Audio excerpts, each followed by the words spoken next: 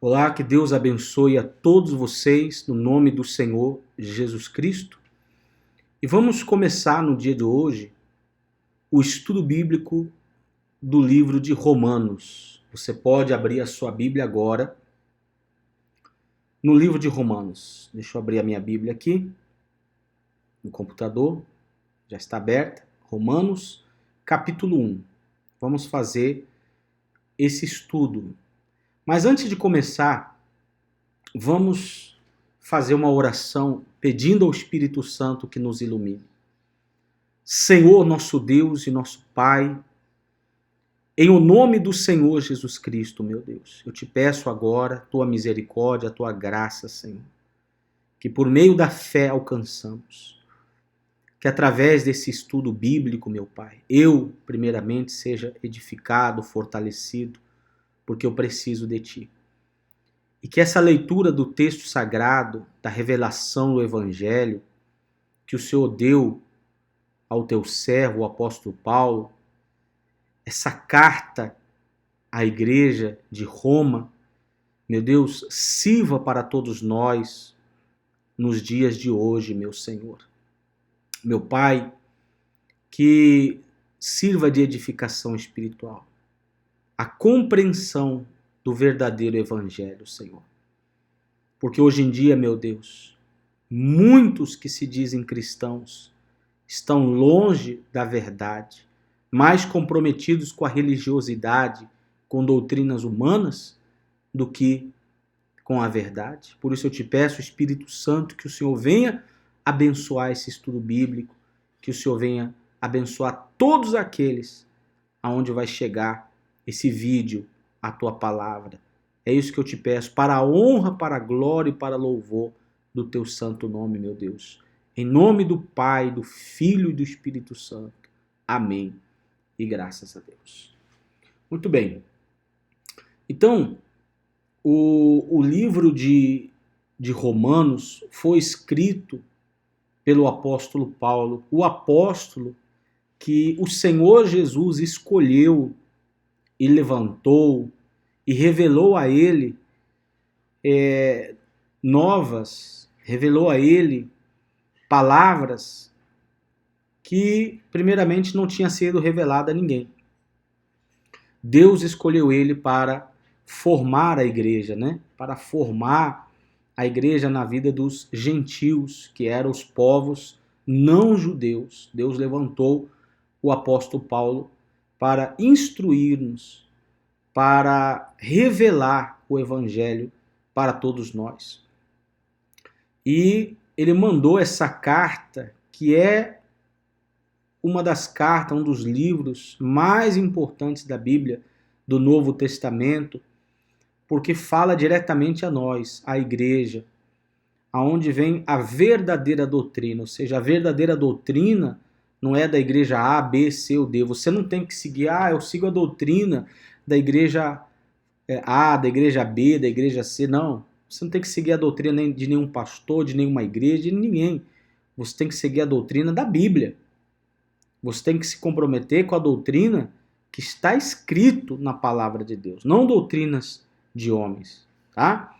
Então, o Espírito Santo usou o apóstolo Paulo para trazer para a gente a sã doutrina, a verdadeira doutrina, que é o evangelho da graça. Por isso temos que ler, temos que esquadrinhar, temos que meditar, temos que analisar para conhecer a verdade de Deus. Por isso hoje vamos iniciar o estudo do livro de Romanos, que é um livro rico das doutrinas de Deus para a igreja.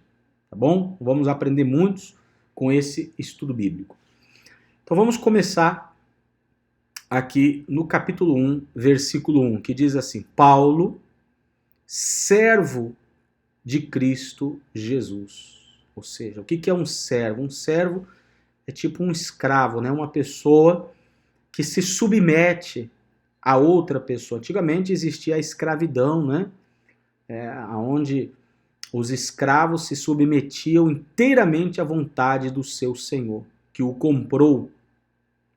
E Paulo se colocou como servo de Jesus Cristo. E todos nós que cremos no Senhor Jesus também somos servos, também somos um tipo de escravos do Senhor Jesus, porque ele nos comprou. Nós já estávamos perdidos, já estávamos condenados ao inferno por conta do nosso pecado, mas o Senhor Jesus veio a esse mundo e se entregou na cruz e pagou alto preço com seu próprio sangue e nos resgatou. Então hoje pertencemos ao Senhor Jesus. E assim como Paulo se referia como servo de Jesus Cristo, como escravo do Senhor Jesus, que se submetia totalmente a ele, né? Não por obrigação, mas por amor, assim nós também devemos nos submeter inteiramente ao nosso Senhor Jesus Cristo, aquele que morreu por nós na cruz, aquele que nos comprou, aquele que nos redimiu, que nos resgatou, nos purificou, aquele que nos dá a vida eterna. Paulo, servo de Cristo Jesus, chamado para ser apóstolo, tá? Então, não foi ele que se auto-intitulou apóstolo. Foi o Senhor Jesus que se revelou para ele, apareceu para ele e deu essa autoridade para ele de ser um apóstolo. O que significa essa palavra apóstolo? Um enviado, né? Um enviado para os gentios, para todas as nações, para pregar o evangelho, para transmitir para as pessoas aquilo que o Senhor Jesus transmitiu a ele em primeira mão, né? Então Deus, o Senhor Jesus, deu para ele a revelação e ele passou para todos nós através dos seus escritos. Então, essa história hoje que existe aí, você vê na televisão, né? Nos programas de televisão, o apóstolo fulano, o apóstolo mengano, então esses são falsos apóstolos, porque nenhum deles foi escolhido diretamente pelo Senhor Jesus Cristo. Eles mesmos se auto-intitularam apóstolos, né? Então, apóstolos só foi aqueles 12, aí Judas morreu, Deus colocou o Matias no lugar de Judas, e, por último, foi o apóstolo Paulo, o último apóstolo chamado pelo Senhor Jesus foi o apóstolo Paulo, que deu a ele autoridade e poder para fazer milagres extraordinários, com revelações extraordinárias, para confirmar o seu apostolado. Então, ele começa essa carta à igreja que estava em Roma, né? Agora, um detalhe também, um detalhe importante. Quando falamos da igreja de Roma, nós estamos falando da igreja católica, são coisas completamente diferentes, né?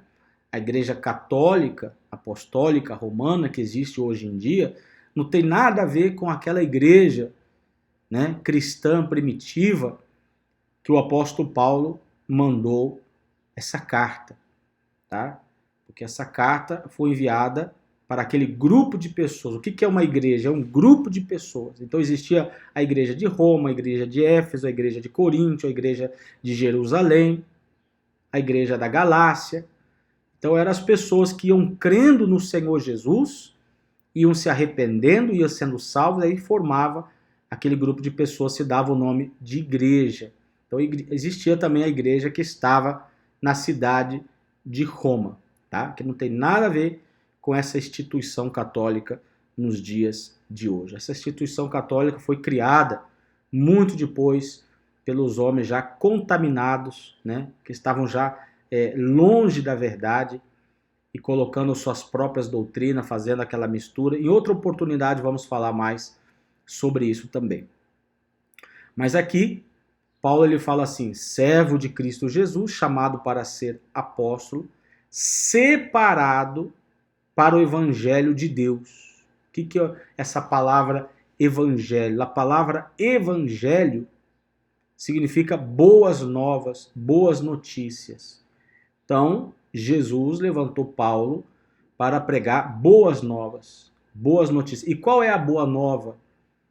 A boa notícia é que Jesus veio para nos salvar, que aquele que crê no Senhor Jesus será salvo. Disso se trata as boas novas, tá bom? Disso se trata o Evangelho.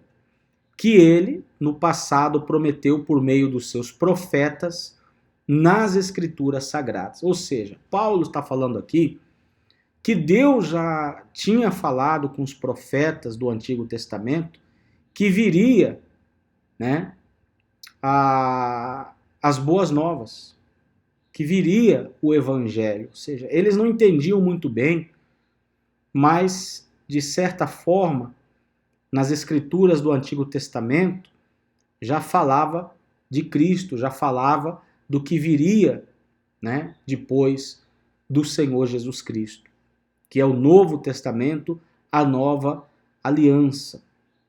Por isso ele diz aqui que ele, no passado, prometeu por meio dos seus profetas nas Escrituras Sagradas. Tá? Então, nesse primeiro versículo, Paulo se identifica como servo de Jesus Cristo, chamado para ser apóstolo. Não foi ele que escolheu, foi Jesus que chamou. Separado para o Evangelho de Deus, que é pregar sobre Jesus Cristo, que ele no passado prometeu, ou seja, que Deus prometeu por meio dos seus profetas nas Escrituras Sagradas.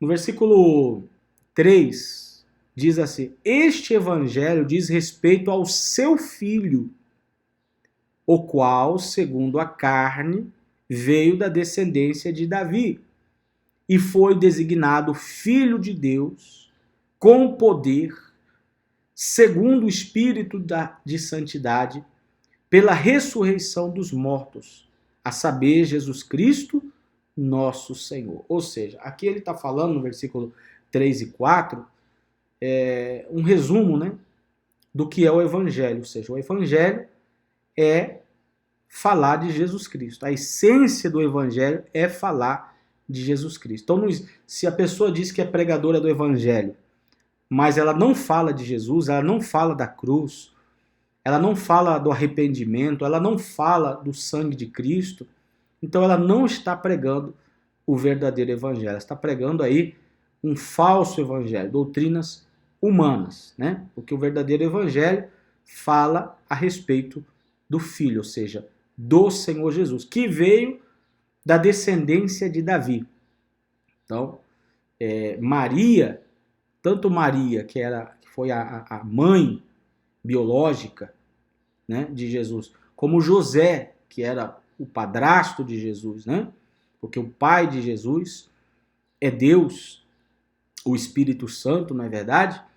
José não teve relações sexuais com Maria, ela era virgem quando concebeu a Jesus. Então o pai de Jesus é Deus. Por isso Jesus é Deus. Então, mas Paulo nos descreve aqui que tanto Maria como José eram descendentes de Davi, do rei Davi. Ele coloca essa ênfase aqui, tá? Que veio da descendência de Davi. E foi designado Filho de Deus com poder segundo o Espírito de Santidade pela ressurreição dos mortos, a saber, Jesus Cristo, nosso Senhor. Ou seja, foi confirmado que Jesus é Deus, porque nem a morte o pôde deter. Então Jesus sempre existiu. O Pai, o Filho e o Espírito Santo sempre existiram, né? Tudo foi criado por meio do Senhor Jesus Cristo. Ele sempre existiu, mas ele se fez carne, ele se fez um ser humano, ou seja, Deus se fez um ser humano, com a natureza humana, com um propósito. Qual foi o propósito? Fazer o sacrifício na cruz, para que os nossos pecados fossem perdoados e assim pudéssemos ser salvos. Ou seja, os nossos pecados foram levados por Jesus e a justiça de Jesus, a santidade de Jesus, vem sobre nós, aqueles que creem nele. Então somos justificados por meio do sacrifício do Senhor Jesus. Tá bom? Então foi esse o motivo pelo qual Deus se fez carne. e habitou no nosso meio e fez esse sacrifício por todos nós. E depois, para comprovar que ele não era somente um ser humano, ele era totalmente humano, como também era totalmente divino, ele ressuscitou. Talvez você vai dizer, mas também a Bíblia fala de outros que ressuscitaram. Sim, é verdade, Lázaro ressuscitou, o Antigo Testamento fala de algumas ressurreições, né? Jesus fez alguns milagres e ressuscitou, só que depois todos esses voltaram a morrer. Lázaro, por exemplo, ele ressuscitou, Jesus o ressuscitou, pero depois Lázaro voltou a morrer, já não ressuscitou mais. Na verdade, o único que ressuscitou e não voltou a morrer foi o Senhor Jesus Cristo. Aí comprovando e diferenciando Jesus de qualquer outro profeta.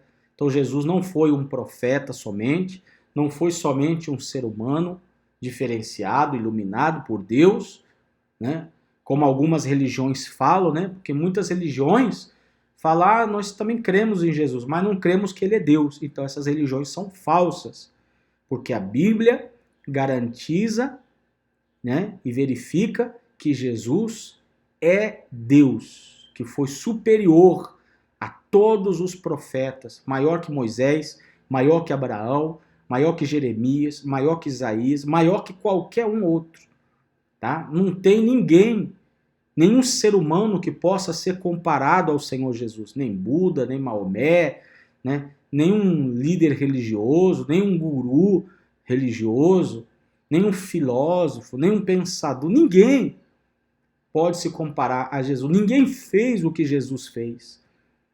Ninguém falou o que Jesus falou. E nunca Deus confirmou, por exemplo, quando Jesus ele foi batizado nas águas, veio uma voz do céu dizendo: "Este é o meu filho amado, em quem me comprazo." Quer dizer, a diferença de Jesus é enorme. Então Jesus é Deus, assim como o Pai, como o Filho, como o Espírito Santo, tá bom? É a doutrina da Santíssima Trindade. Então, ele diz aqui no versículo 4, e foi designado Filho de Deus com poder, segundo o Espírito de Santidade, pela ressurreição dos mortos, a saber, Jesus Cristo, nosso Senhor. Então, Jesus é o nosso Senhor, não é Maria, não é José, não é pastor, não é bispo, não é ninguém.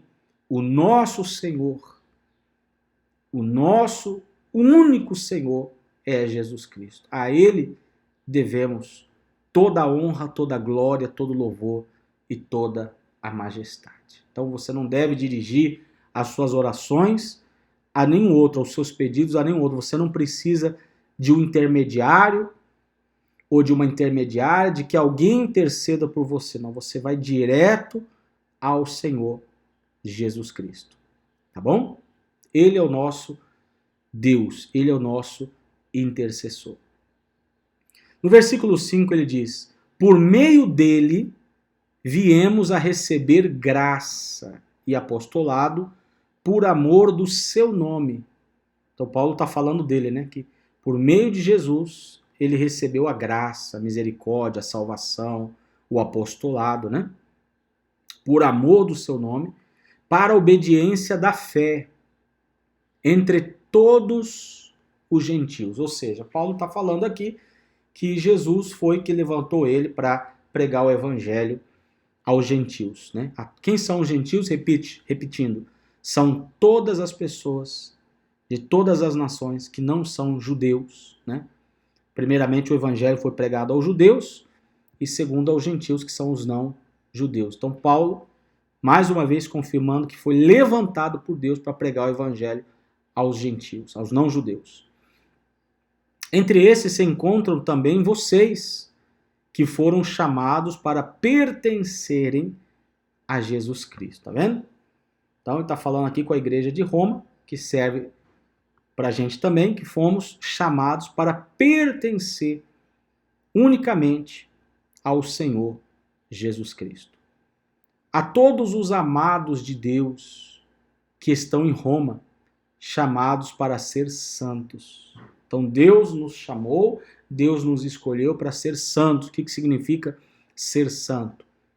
Ser santo não tem nada a ver com o que a Igreja Católica faz, né? De canonizar algumas pessoas, dizer que são santos, que foram santos, fazem imagens e as pessoas começam a adorar essas imagens, essas pessoas, dizendo que essas pessoas vão interceder por elas. Isso é tudo mentira.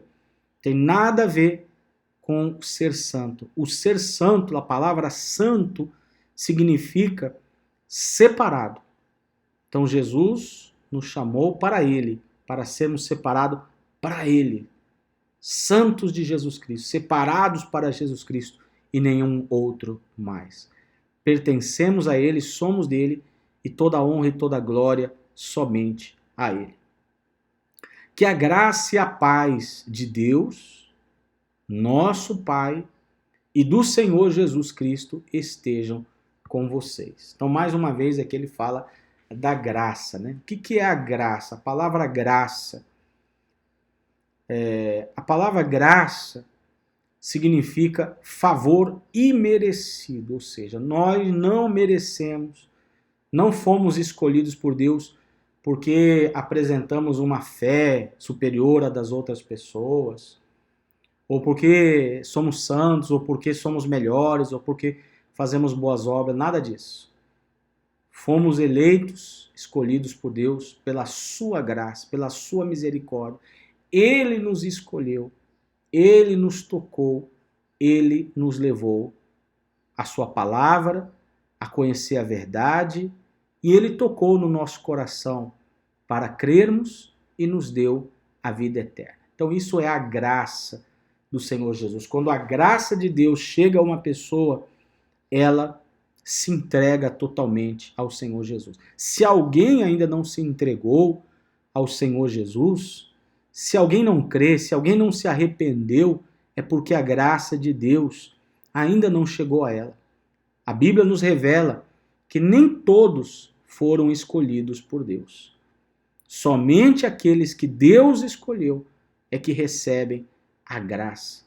Tá? E isso é um mistério. Isso é um mistério. Porque Deus escolheu a uns e não a outros, isso nós não sabemos. Mas sabemos que aqueles que Deus escolheu, cedo ou tarde, vão se converter. Tá bom? Vamos agora para o versículo 8.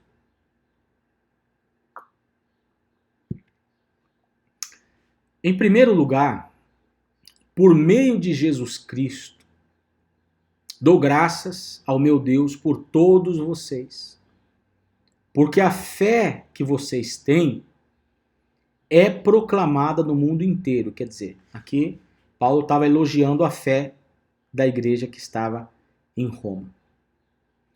Pois Deus, a quem sirvo em meu espírito, no evangelho de seu Filho, é minha testemunha de como nunca deixo de fazer menção de vocês em todas as minhas orações, pedindo que em algum momento, pela vontade de Deus, surja uma oportunidade de visitá-los. Quer dizer, Paulo ainda não conhecia os cristãos de Roma. Ele tinha esse desejo de ir a Roma e conhecer aquela igreja, né? Aqueles cristãos que viviam lá. Mas ele aqui fala com amor, com carinho, que sempre estava orando por eles, pedindo por eles, né? A prática da oração é muito importante. Devemos que orar todos os dias, não somente por nós, mas por todas as pessoas, por todas as igrejas, tá? Por todas as igrejas. Quando eu falo por todas as igrejas, não são as instituições feitas pelos homens, mas as igrejas são as pessoas que creem no Senhor Jesus, tá bom? Então ele diz aqui que tinha esse desejo, né, de ir visitar a igreja que estava em Roma. No 11 ele diz, porque desejo muito vê-los, a fim de repartir com vocês algum dom espiritual, para que vocês sejam fortalecidos, isto é, para que nos consolemos uns aos outros por meio da fé mútua. Por meio da fé mútua.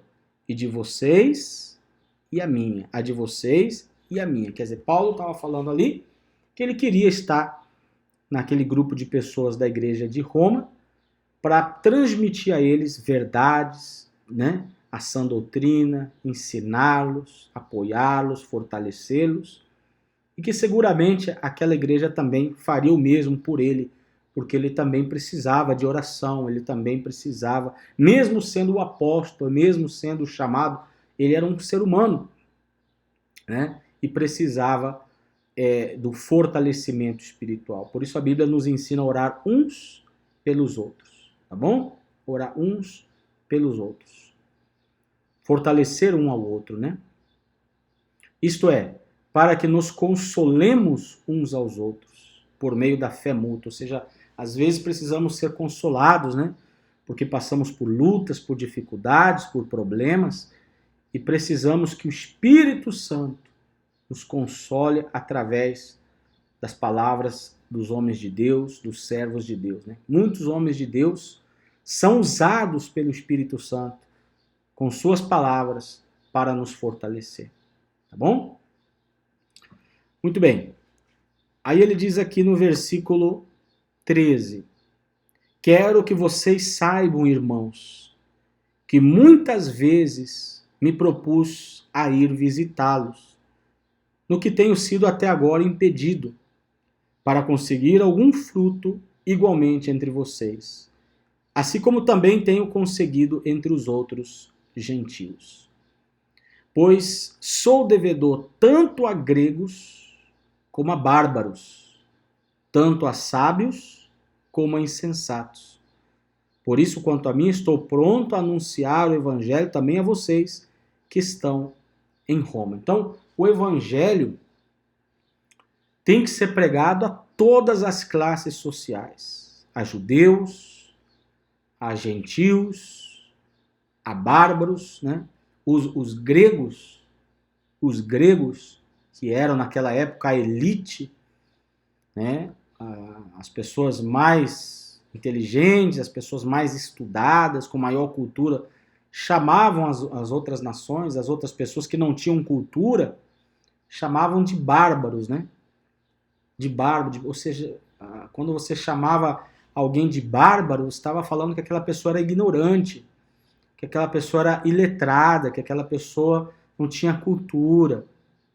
Mas Paulo, ele diz aqui o seguinte, que o evangelho tem que ser levado a todos, ou seja, para Deus não existe acepção de pessoas, seja romano, seja de Éfeso, seja judeu, seja bárbaro, seja pobre, seja rico, seja branco, seja negro, você não importa.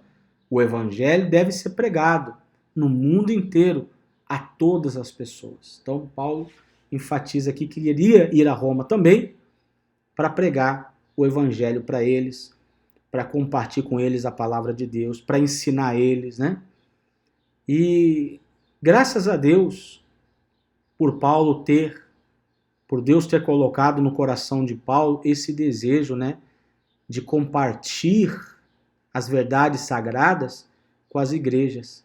E por isso ele escreveu tantas cartas, né? O apóstolo Paulo foi o apóstolo que mais escreveu cartas. Se você vê o Novo Testamento, a maioria dos livros do Novo Testamento foram escritos pelo apóstolo Paulo. Também temos escrito o apóstolo João, temos escritos do apóstolo Pedro, temos escritos do apóstolo Tiago, não é verdade?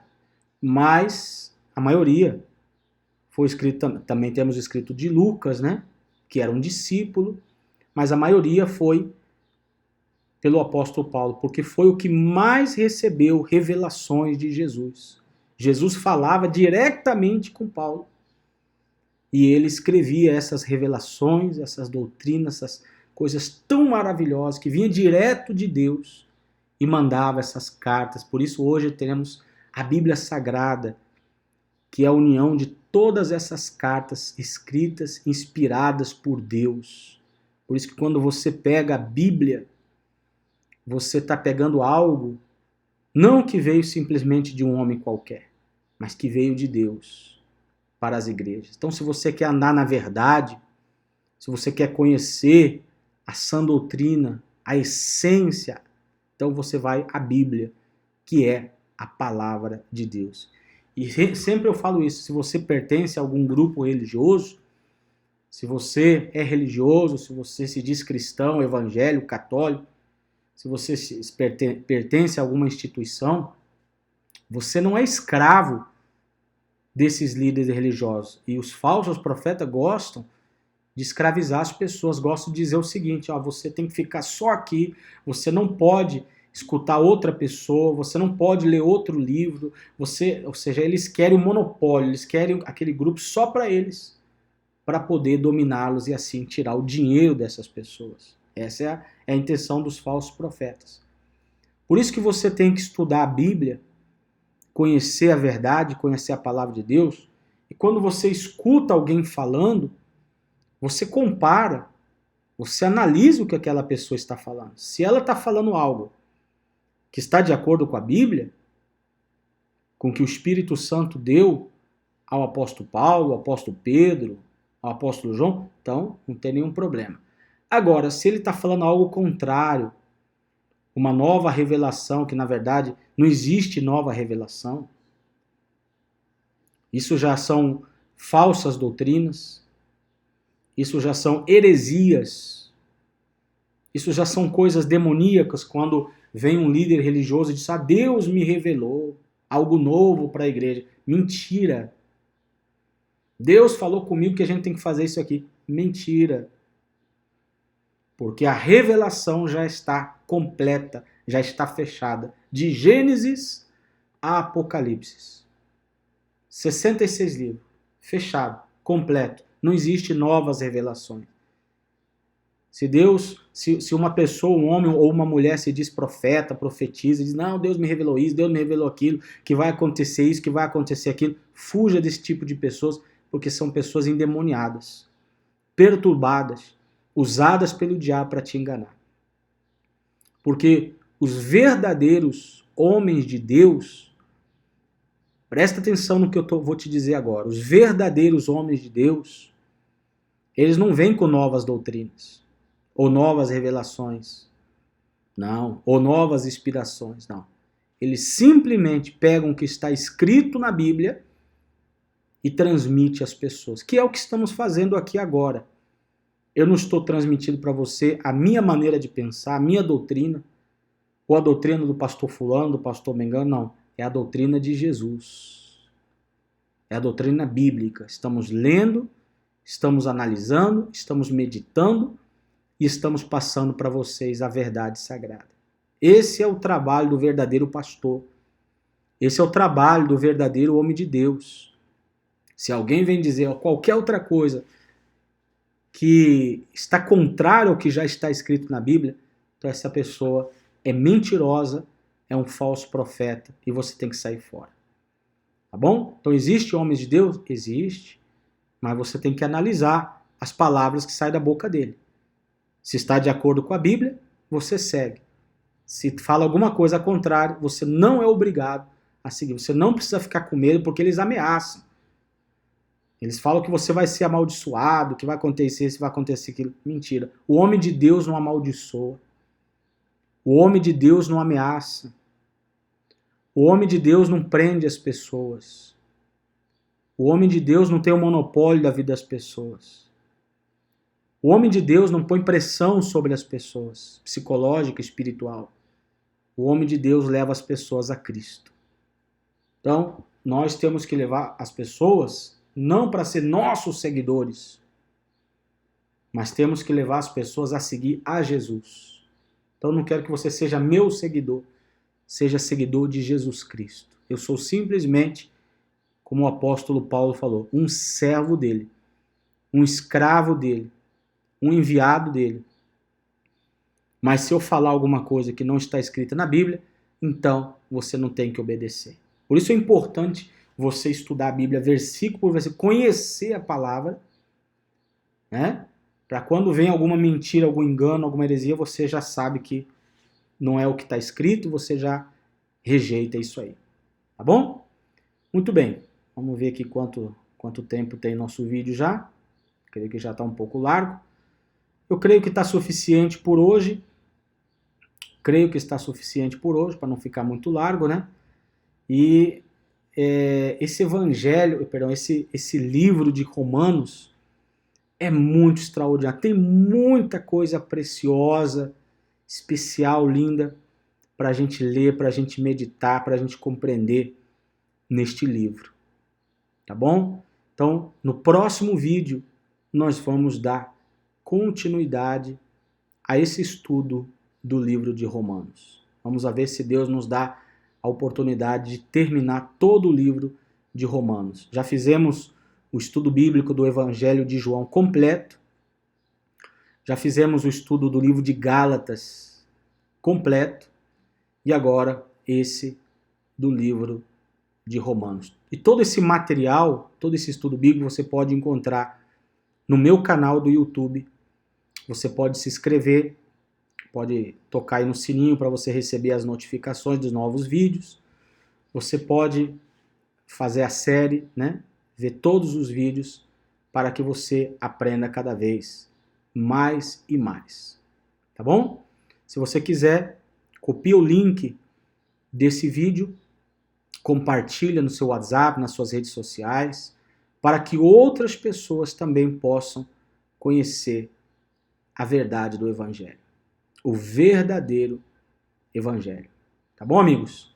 Então, que Deus abençoe a todos vocês, um forte abraço e até o próximo vídeo.